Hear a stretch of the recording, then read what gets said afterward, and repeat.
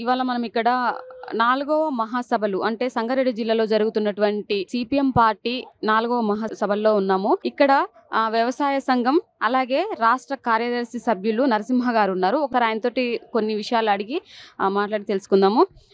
Sir, ఇప్పుడు అంటే మోడీ వలన వ్యవసాయ కూలీలకు కానీ కార్మికులకి కానీ ఎటువంటి సమస్య ఉంటుంది?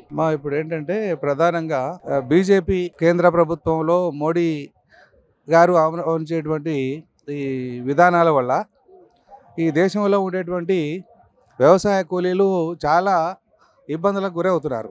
ఎందుకంటే ఉపాధి హామీ పథకం అనేటువంటిది వామపక్షాల బలం పార్లమెంటులో 65 మంది ఉన్నప్పుడు ఉపాధి హామీ పథకాన్ని తీసుకొచ్చారు. అట్లానే రైట్ టు ఇన్ఫర్మేషన్ యాక్ట్ కూడా తీసుకొచ్చారు. అయితే అప్పుడు తీసుకొచ్చేటువంటి చట్టంలో ఉపాధి కూలీలకు చాలా ఉపయోగాలు ఉన్నాయి.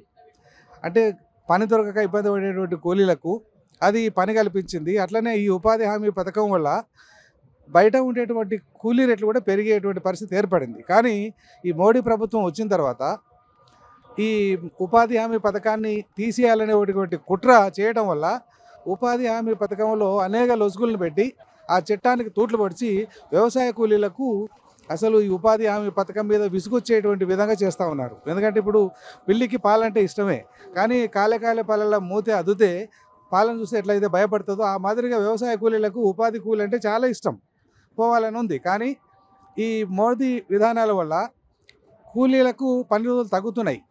అట్లానే పని రోజులు తగ్గడమే కాక వాస్తవంగా చట్టంలో ఏముందంటే దరఖాస్తు చేసుకున్న ప్రతి వ్యవసాయ కూలీకి ఉపాధి పని ఇవ్వాలి.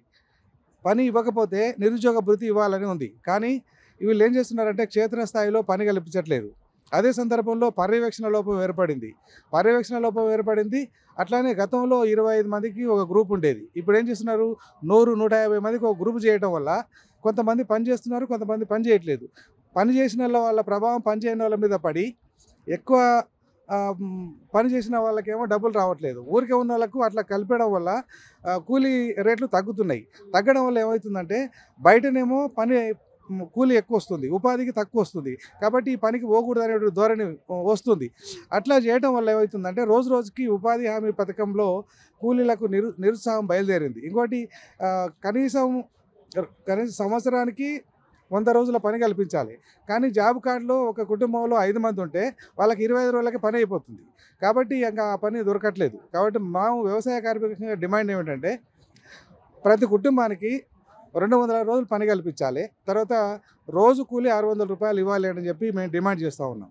ఇంకోటి ఏం చేస్తున్నారంటే క్షేత్రస్థాయిలో పని ప్రదేశంలో మామూలుగా మస్టర్ వేస్తున్నారు.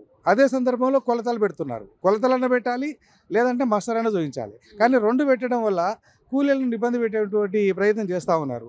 అట్లనే డబ్బుల పేమెంట్ విషయంలో కూడా మామూలుగా బ్యాంక్ అకౌంట్కు అట్లానే ఆధార్ కార్డుకు లింకు పెడతా ఉన్నారు. చాలామందికి లింకు కొంత ఇబ్బంది అవుతుంది. అట్లా దాదాపు ఒక 2 కోట్ల మందికి, సుమారు 2 కోట్ల పైసలకు వ్యవసాయ కూలీలకు ఈ పనితో అంటే జాబ్ కార్డు రద్దయి లేకపోతే వాటికి డబ్బులు పడక ఇబ్బంది పడి ఈ పనికి దూరం అయ్యేటువంటి పరిస్థితి ఉంది.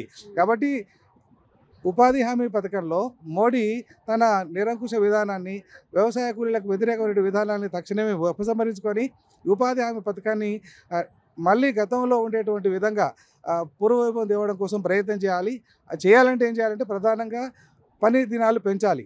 అట్లనే కూలీ రేట్లు కూడా పెంచాలి. దాంతోపాటు జాబ్ కార్డు ఉన్న ప్రతి ఒక్కరికి కూడా పని కల్పించాలి. తర్వాత ఒకవేళ పని కల్పించేటువంటి స్థితి లేకపోతే వాళ్ళకి నిరుద్యోగ భృతి ఇవ్వాలి. అట్లనే పర్యవేక్షణ లోపం కూడా ఉంది. కాబట్టి పూర్తి స్థాయిలో అధికారులను నియమించి ఫీల్డ్ అసిస్టెంట్ల మీద టెక్నికల్ అసిస్టెంట్లు ఉంటారు, ఆ టెక్నికల్ అసిస్టెంట్ల సంఖ్యను పెంచాలి. అట్లానే ఏపీఓలు ఉంటారు, ఆ ఏపీఓలతో పాటు మిగతా సిబ్బంది కూడా సరైన వేతనాలు ఇవ్వట్లేదు. కాబట్టి వీళ్ళని పకడ్బందీగా మొత్తం యంత్రాంగాన్ని బాగా పర్యవేక్షణ కోసం ఎక్కువ రిక్రూట్ చేసి ఆ పని పర్యవేక్షణ చేసి గ్రామీణ ప్రాంతాల్లో ఉండేటువంటి వ్యవసాయ కూలీలకు 100 రోజులు కాదు 200 రోజులు పని కల్పించేట్లు ప్రయత్నం చేస్తే తప్ప ఈ ఉపాధి హామీ పథకంలో పనిచేసే కూలీలకు న్యాయం జరగదు. కాబట్టి దీనికోసం మేము మొత్తం రాష్ట్ర వ్యాప్తంగా అట్లా దేశవ్యాప్తంగా కూలీలను చైతన్యవంతం చేయడం కోసం ఈ సంఘం ఆధ్వర్యంలో సదస్సులు సమావేశాలు నిర్వహిస్తూ క్షేత్రస్థాయిలో కూడా మొత్తం కూలీలను ఉపాధి హామీ పథకం చట్టం యొక్క ఉపయోగాలు, దానివల్ల కలిగే ప్రయోజనాలు వివరిస్తూ ప్రభుత్వం అవలంబిస్తున్న ప్రజా వ్యతిరేక విధానాలను కూడా కూలీలకు చెప్తూ చైతన్యం చేస్తూ ఉన్నాము. కాబట్టి భవిష్యత్తులో మోడీ ఈ ఉపాధి హామీ పథకాన్ని మెరుగుపరచకపోతే ప్రజల నుంచి పూర్తి వ్యతిరేకత వచ్చే విధంగా మేము కృషి చేసి ఆయనకు తగిన బుద్ధి చెప్తామని చెప్పి హెచ్చరిస్తున్నాం.